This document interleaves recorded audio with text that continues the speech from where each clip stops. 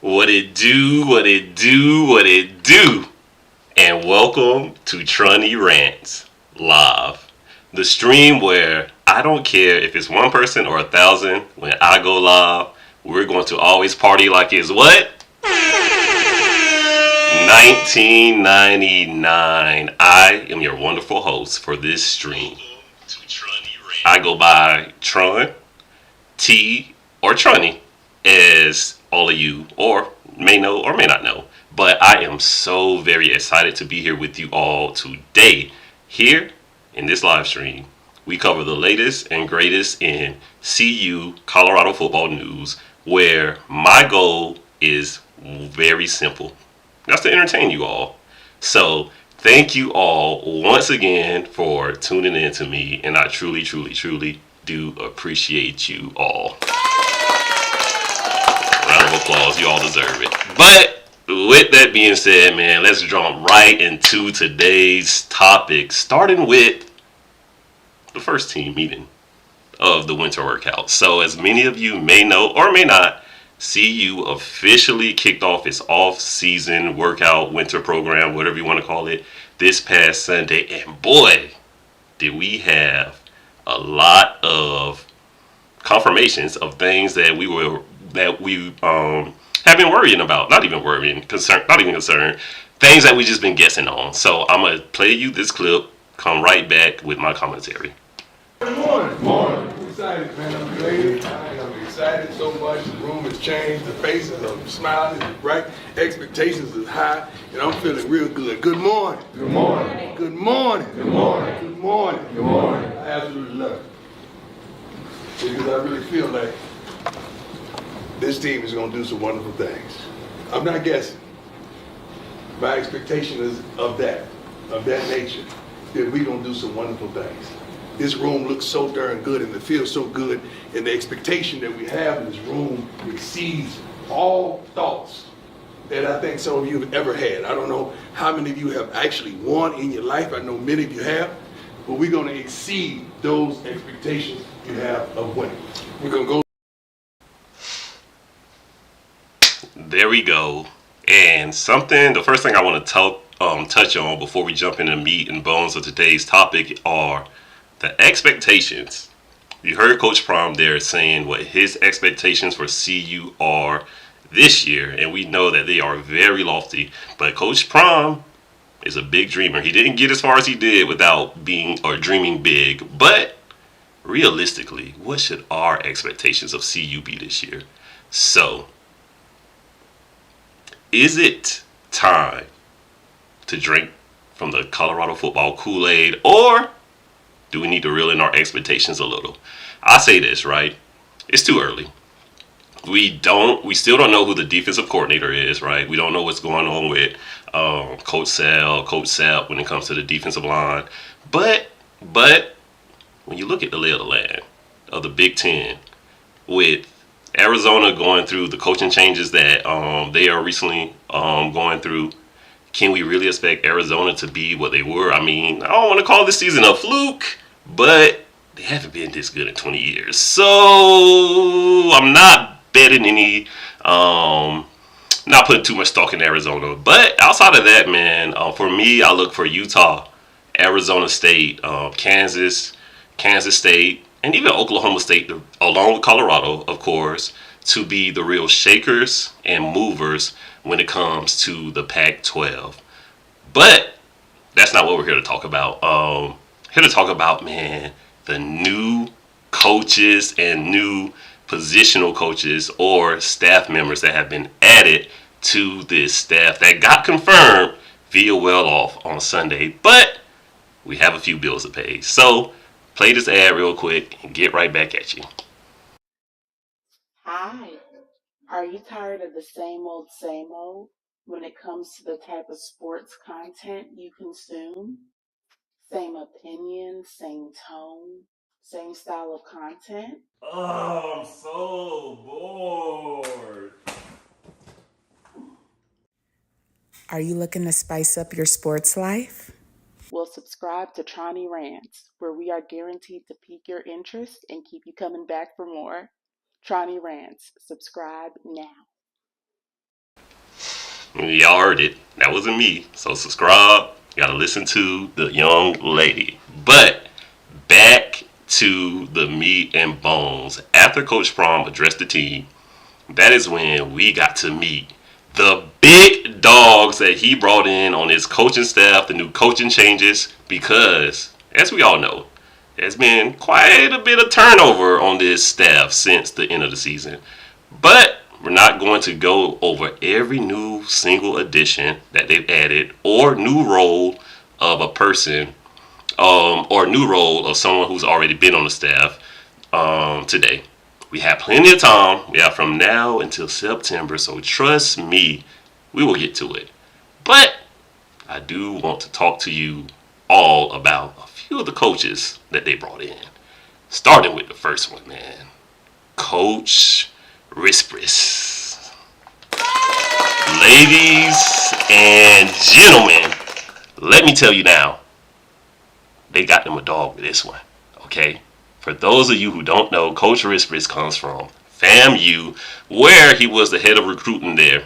And I believe at Colorado, he is going to be the assistant director of player personnel. I mean, this is just a guy who is tapped in when it comes to the Florida football high school scene. And I guarantee you that there won't be a 5-star recruit that he will not be able to see you to be able to get a sit down in the room with. I guarantee that he will be able to get them any 5-star recruit in Florida to at least meet with CU. So man, I'm hyped. I am hyped because, like I said, man, if you do the research, do the work, you look and see what Coach Rispris did. I hope I'm pronouncing his name right.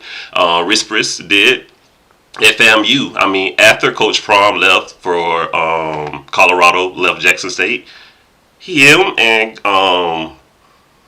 Coach Simmons, in essence, had the best roster in all of SWAC. So that just goes to show you this man's recruiting power, and with more resources, right, he is going to be able to do some great things for CU. And I'm excited. But the next man that was up, man, that we finally got confirmation of, our new offensive line coach, Phil Load Hope. Speaking of a lot of coaches, see, when I talk in this mic, y'all know I mean business. Did y'all hear about y'all boy Bill O'Boyle and Sean Lewis? Heard how they broke up? I mean, I thought they were a package deal, but hey, that's neither here nor there.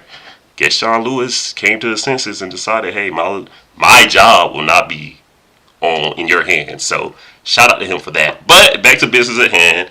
Phil Low, man. For a lot of people who don't know, this is a dog. I mean, the first thing you notice is his stature. He walks up there and you just see the massive human being that he is. And when he's giving his speech, you can just tell that this offensive line is going to have a toughness to them and a nastiness that we, quite frankly, did not see at all from them last year. And the thing that confirmed it for me was the CU versus CSU game when Travis got that late hit, which we all, whatever, we're not going to rehash that. But when, Travis got that late dirty hit and nobody stood on business except for Shador. That right there told me everything I needed to know about this offensive line. I was like, hey, respectfully, them boys ain't built like that, man. Because how can you allow something like that to happen to your own teammate? But with that being said, man, I already know the work that Coach Phil Low is going to do is going to turn this offensive line around. And ladies and gentlemen, if they do what we expect them to do, look out. I'm telling you now, look out. But that was not the news that had me hyped. The last bit of news that we finally got confirmation of, which is kind of comical, but it was that Pat Shurmur is the new offensive coordinator for CU. Now,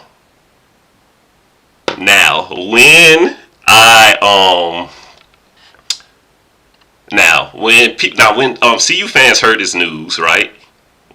The reaction was comical. I mean, you would have sworn that Coach Prime hired a bag boy from the grocery store to be the offensive coordinator. But honestly, and I'm on record saying this, I love it. I love the move, man. Why do I love it? Simple. Look no further than Michigan, okay? We see what they were able to do this year with a pro-style system in college. With the right pieces, a pro-style system in college can be deadly. And we will look at the pieces. I mean, we got Shador at quarterback. Come on now. You got Jimmy, Travis, Will Shepard at wide receiver, to name some more. If this offensive line can really come together like we expect them to, watch out. But I truly do believe that Pat Shurmur is the right guy for this job. I've been on record saying this, man. The offense just looked different once he took over in late November. I mean, they just looked more smooth. People were actually being utilized the way that they were supposed to be utilized. So you give this man a full offseason to put his system in place, we may have something here.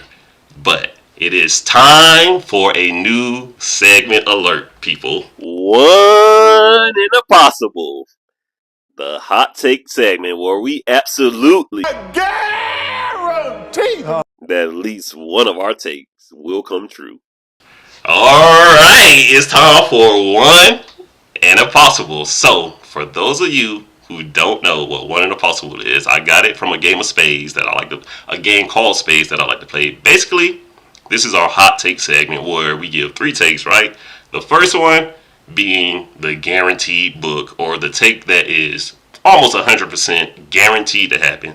The second take that I give will be the take that it can happen, it's a strong possibility, but I'm not as confident in it. And the last take, something has to go all the way right or all the way wrong for it to come to fruition. Now that we have the ground rules covered for this segment, let me give you all my first take, okay? So, first take, I think everyone is expecting this. It should be simple. But first take is, I strongly believe Jordan Seaton will be the starter at left tackle this coming offseason. So, we all know Jordan Seaton, right? 5-star recruit, CU highest rated recruit ever in history, highly coveted, the number 1 offensive tackle in the country in this recruiting cycle. CU was able to land him, as we all know. I really believe, this is my first take, I 100% that Jordan Seaton is going to start this year, man. Unless he gets hurt, or someone from this team that was on that played offensive line last year, they happen to find this thing called a hyperbolic time chamber, go in there and train a little bit, then maybe they can beat out Jordan Seaton. But I don't see that happening. So with that, my first and guaranteed take, there we go, is that Jordan Seaton will indeed be a starter. Okay, take number 2. Whew. I might get some grief, some pushback for this one now. Don't fight me on this take, because I know how y'all like to tussle. But my second take is, I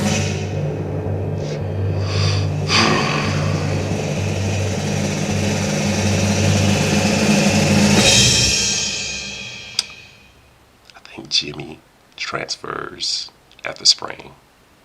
Now, before you all get upset, hear me out. First, let me just start by saying, I fucks with Jimmy, okay? I love him. I think he is an exceptional player. But, see, you did add 2 slot receivers from the portal class this offseason, and I don't know if you all heard of this guy named LeJontay Wester, but the guy's a stud. I mean, 108 receptions, which is ungodly, 1,168 yards last year for FAU. Numbers don't lie, man. Men lie, women lie, but numbers don't. So, we seen how Jimmy struggled at times last year. You add in that this is his senior season, and it is very possible to see him transferring if he does not end up starting again after the spring is done. Alright, second take, please. Hope y'all don't crucify me for that, man. I promise. I'm Team Jimmy over here. I promise you, I am. Love them to death. So, last take. My final take, I should say, is this, right? And disclaimer, once again, the third take is something that can happen if a lot of things either go right or a lot of things go wrong. So, my third take is this. Adam Hopkins ends up starting opposite of Travis at corner. Now, for this to happen, honestly, I think that would mean that Colorado really suffered a lot of injuries from key players. But I'm also president of the Adam Hopkins Club, so fuck it, we move. Anyway, that is my one in a possible, the hot take segment where we absolutely guarantee that at least one of our takes will come true. Alrighty, ladies and gentlemen, I hope you enjoy that segment. It is now time for what I consider to be my favorite part of the show, and that is... Why are you running? It's time to hand out some game balls, baby. Game balls. You know what time it is. So, game balls are usually given, of course, we know how this goes, for a performance at the end of a game. You give one to an offensive player, defensive player. But it's the off season, so clearly there are no games. So, during the off season, my game ball segments will basically be given to whoever moves me the most from the daily football vlogs that CU puts out. Which, by the way, if you don't check it out, check out Well Off Media, Reach the People. Excellent content. I think you all will enjoy it. Anyway, ladies and gentlemen, when it comes to this week's game ball, the person who I am going to give it to is no one other than the man himself, Coach Dancy. I'm going to play this clip of him, and I'm going to tell you why. Good afternoon, man. Good afternoon, man. Good afternoon. All right, when I talk to you, talk back. I like to have a little interaction. But I'm Coach Dancy. Going into my second season here. Been coaching for the last 15 years. Been a head coach, been a defensive coordinator. But I look forward to working with each and every last one of you, man. Everybody know what part of the season this is.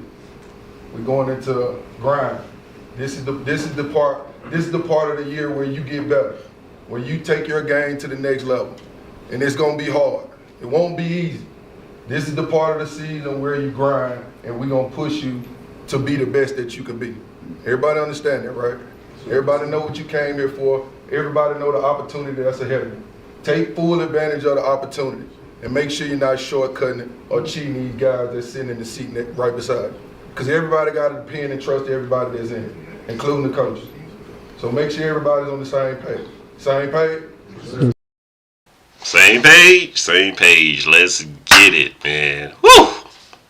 Every time Coach Dancy speaks, I get goosebumps. Gives me the goosies. Woo! But he gets the game ball from me, man, because simply put, he is just a superstar in the making. And honestly, outside of Coach Prom, when it comes to motivational speakers on this team, he is right there for me. So I think when Coach Williams left, right, a lot of people were definitely worried about who would step into that role, especially from a recruiting standpoint, because we know what Coach Williams did for CU when it came to recruiting. I mean, when Syracuse stole him away from us, he took, one of a very prominent recruit that we wanted, the King Edwards Joseph. But, we know what Coach Williams was when it came to recruiting. I think we found the answer in Coach Dancy. I mean, honestly, these are the type of coaches that you build coaching trees with. When you think of Nick Saban, everyone says a coaching tree, coaching tree, coaching tree.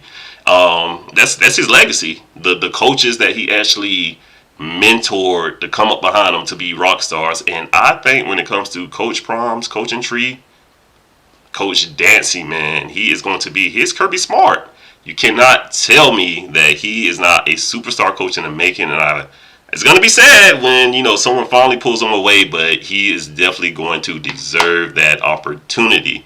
So, the man with the freshest fade on this side of the Mississippi River gets the first official Trunny Rants game ball. Ladies and gentlemen, Coach Dancy.